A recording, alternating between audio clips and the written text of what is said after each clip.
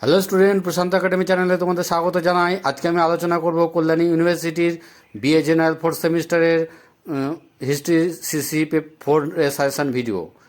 তোমরা জানোই যে আমার দেওয়া সাজেশান ভিডিও হুবহু কমন আসে, তাই কোনো রকম স্কিপ ছাড়া ভিডিওটি পূর্ণাঙ্গরূপে দেখো আর নোট ডাউন করে নাও, যাতে তোমরা যে দক্ষ শিক্ষকের কাছে পড়ো বা যে গাইড বুক ফলো করো সেখান থেকে এই প্রশ্নগুলো তৈরি হয়ে নাও, কারণ এগুলো পরীক্ষায় আসবে।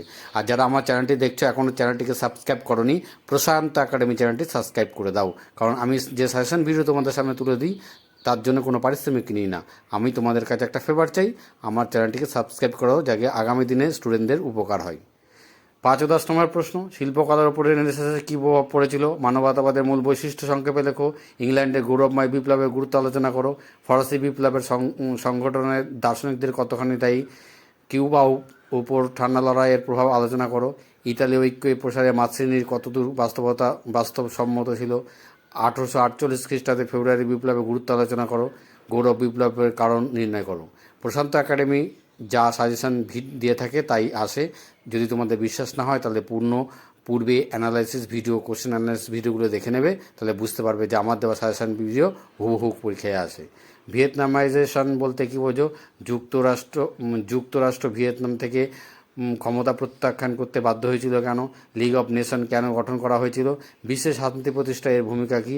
দ্বিমেরুকরণ বলতে কী বোঝো? বিশ্ব রাজনীতিতে এর প্রভাব কী? নেপোলিয়ন বোনাপার্টের শাসনতান্ত্রিক সংস্কারগুলি সংক্ষেপে লেখো। মহাদেশীয় অবরোধ ব্যবস্থা বলতে কী বোঝো? অবরোধ ব্যবস্থা কি নেপোলিয়নের পতনের জন্য কতখানি কারণ হয়ে দাঁড়ায়? ইউরোপে ধর্ম সংস্কার আন্দোলন উদ্ভাবকের তুমি কীভাবে ব্যাখ্যা করবে? অবশ্যই প্রশান্ত একাডেমি চ্যানেলটি সাবস্ক্রাইব করবে, নিয়মিত দেখতে থাকবে। আর এই ভিডিও ভালো লাগলে তোমরা জানাবে, তাহলে এই ভিডিও পরিপ্রেক্ষিতে যে শর্ট কোশ্চেন আমি তোমাদের সামনে উপস্থাপন করব। যদি তোমাদের পছন্দ হয় অবশ্যই চ্যানেলটিকে সাবস্ক্রাইব করবে প্রশান্ত একাডেমি, আর ভিডিওটিতে লাইক কমেন্ট করবে।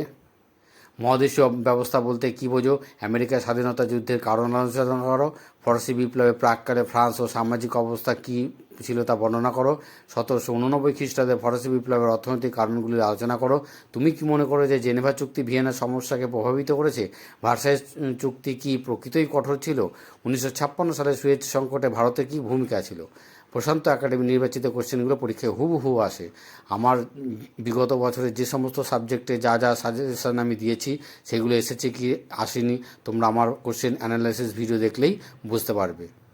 তাই অবশ্যই আমার কোশ্চেন অ্যানালাইসিস ভিডিওগুলোও দেখে নেবে। জার্মানিতে মার্টিন লুথারের নেতৃত্বে ধর্ম সংস্কার আন্দোলনের পরিচয় দাও। ফরাসি বিপ্লব সংগঠনে ফরাসি রাজতন্ত্র কতদূর দায়ী?